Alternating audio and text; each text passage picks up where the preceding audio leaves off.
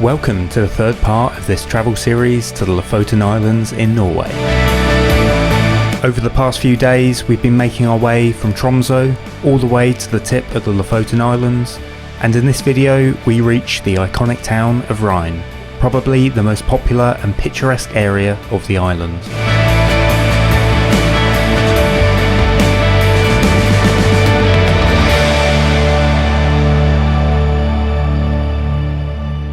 So, first stop of today, and we've come to the small village of Nusfjord. Used to be a traditional fishing village, and apparently it's quite well preserved, so gives you a good insight as to what it might have been like.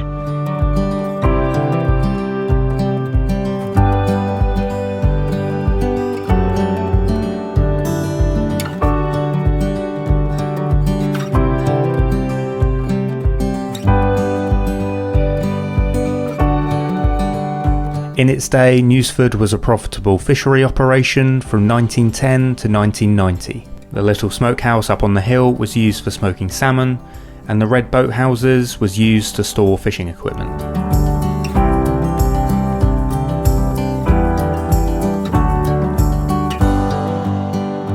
By 2005, fishing activities moved to the outer edge of the archipelago, and suddenly Nusfjord wasn't so ideally located for the industry and was sold and converted into a holiday resort.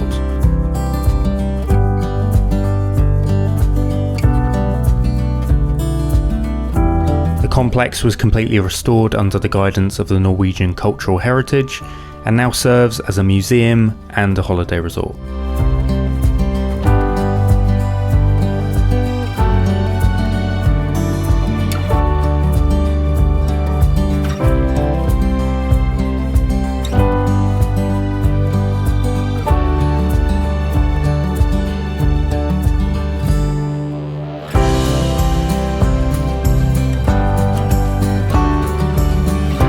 Yeah, it's a really cool place. Walking around at the moment. Just love the different colours of the boathouses.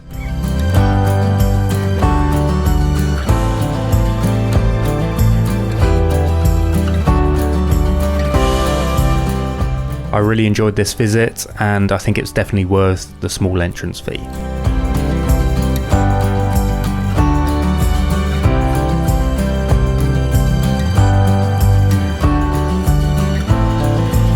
As we made our way closer to Reine, we couldn't help but stop off at this wonderful bay, and from above, the changing depth of water created some beautiful shapes and colours.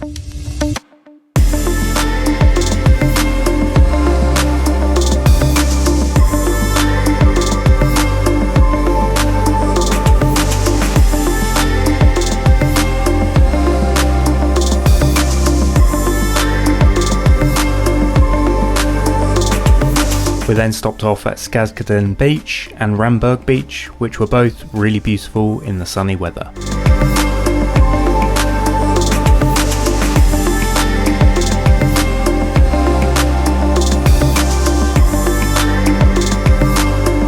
If I had to choose between the two, I would say Ramberg Beach probably takes the edge, as it's slightly less busy, although parking can sometimes be a bit more limited.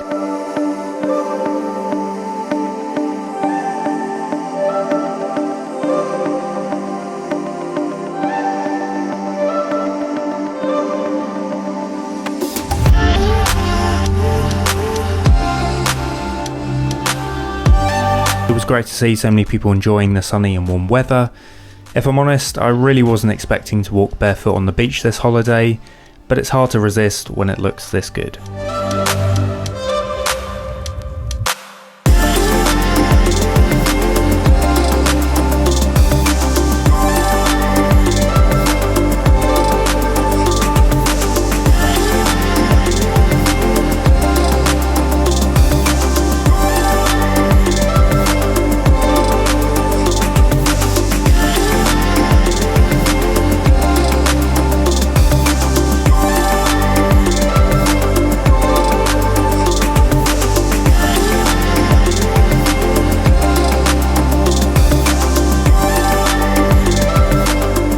And our last stop before reaching our hotel was to see the incredible Fredvang Bridges.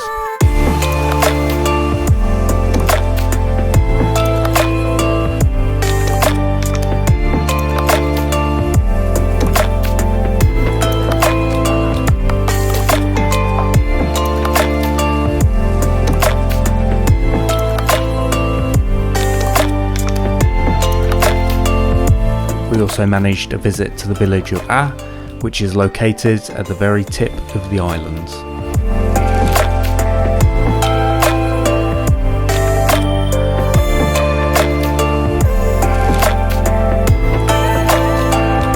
We then checked into our hotel, and the location was absolutely perfect.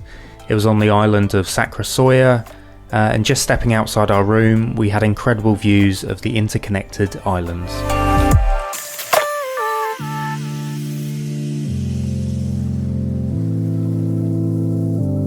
Of course, it can get expensive in Norway, especially if you're looking to eat out in restaurants, so we made sure to book somewhere with access to some cooking facilities.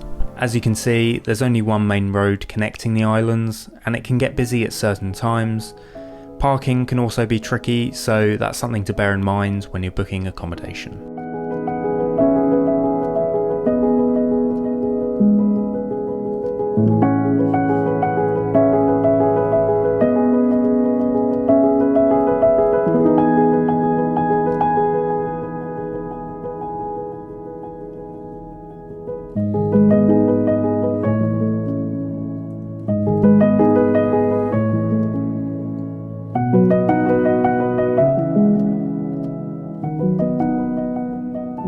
I find these yellow cabins really cool, and you don't see them that often in this colour. From what I've read online, historically the yellow colour was hard to produce and therefore more expensive, so painting your house in this colour was a status symbol.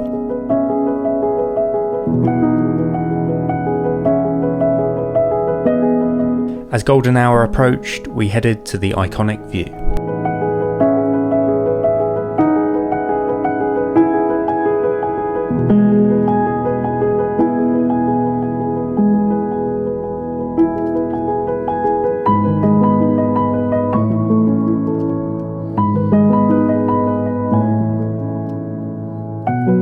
Before the sun went behind the mountains, I got some shots of these iconic red cabins in the sun.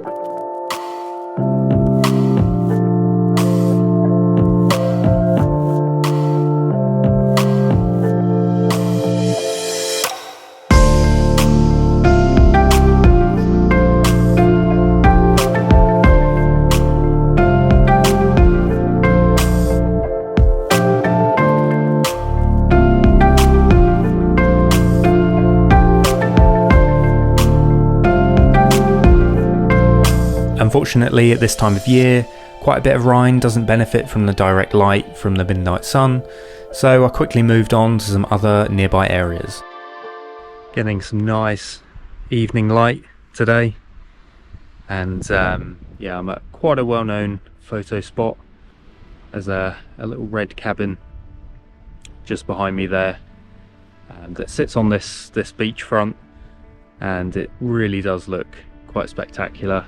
I've seen some photos of it in the snow, and it does look really good, but equally it looks really good at the moment with all the sort of wildflowers and dandelions, buttercups. So yeah, I just sort of tried to focus on that. Just can't quite believe how long this golden light lasts for. It's yeah, it's really surreal, because usually as a photographer, you're quite frantic when the light is like this. So having that opportunity to slow down and sort of try several different compositions and several different locations as well, it really sort of forces you to think a little bit differently, and it's yeah, a really sort of enjoyable process. I've already stopped off at another location that we came to earlier today. There's these two really spectacular bridges that sort of cross over the water, and yeah, it just looked really, really cool.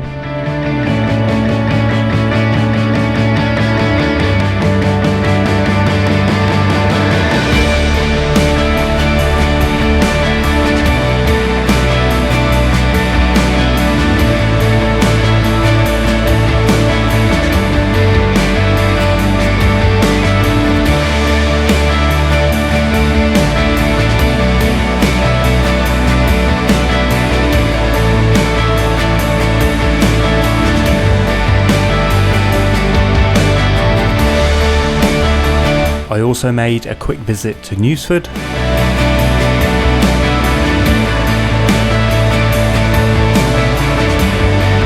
So I'm not sure that I mentioned, but we're visiting the Lofoten Islands in the middle of June, which is, I think, is slap bang in the middle of the midnight sun season, as it were. And yeah, it's sort of quite interesting how low the sun gets on the horizon. I'd say for an hour it gets quite low, and then for about two hours it's kind of hovers midway. You still get that golden light, but I'd say for an hour it's pretty good. The next morning we took advantage of the clearer weather and made our way to a beach near the popular view of Reine. We didn't actually do the hike as the weather forecast wasn't looking great that afternoon. We then visited the small town of Sund, and it was nice to visit some lesser known spots. Later that day we visited the centre of Reine and enjoyed a walk around the traditional cabins.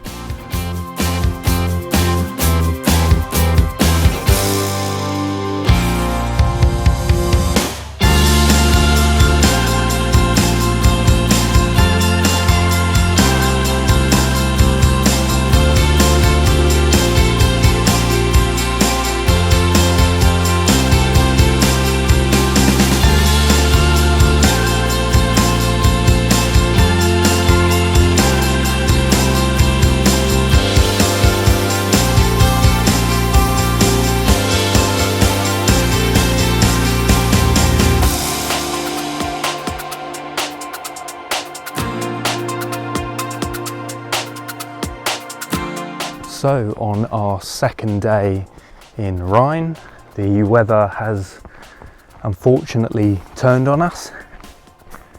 The streak of good weather that we've been getting so far has come to an end, which didn't really prevent us doing what we wanted, you know, exploring. But it's just a bit unfortunate, really. But yeah, that's kind of what you get when you come to these sort of places. It's not always going to be guaranteed blue skies and great weather. You are going to get the occasional bit of sort of mood and atmosphere. But personally, I think it's one of those places that is really, really stunning regardless of the weather. I'm just sort of glad that we got to experience the midnight sun as opposed to the midnight overcast like it is now. And yeah, it's been a great experience. Sort of seeing the clouds roll over the peaks is quite stunning. Yeah, every now and again you get a glimmer of the peak.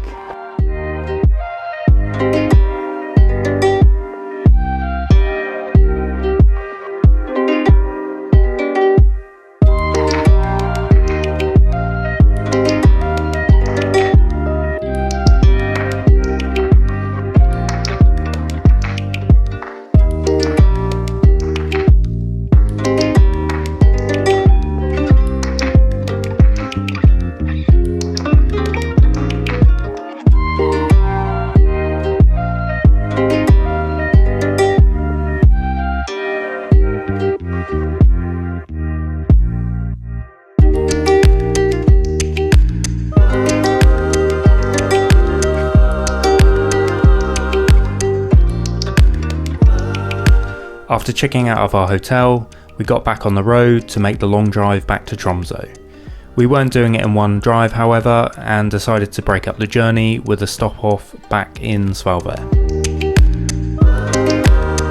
To be honest, at this point in the trip, we were both a bit tired after some long days, so we decided to take it easy and just explore close to our accommodation before we headed back to Tromso.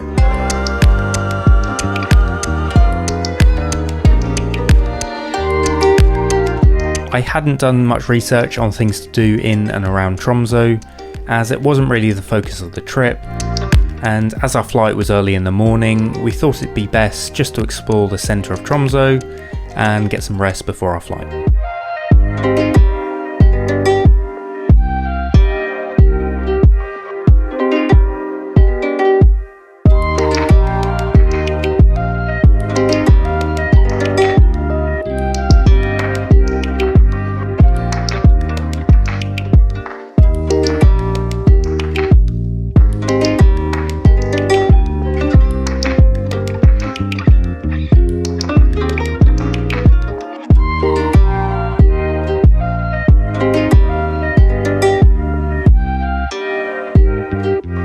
And so that wraps up our trip to the Lofoten Islands. I hope you enjoyed watching and found some of it useful. I really love this trip and I'll definitely be back in the future.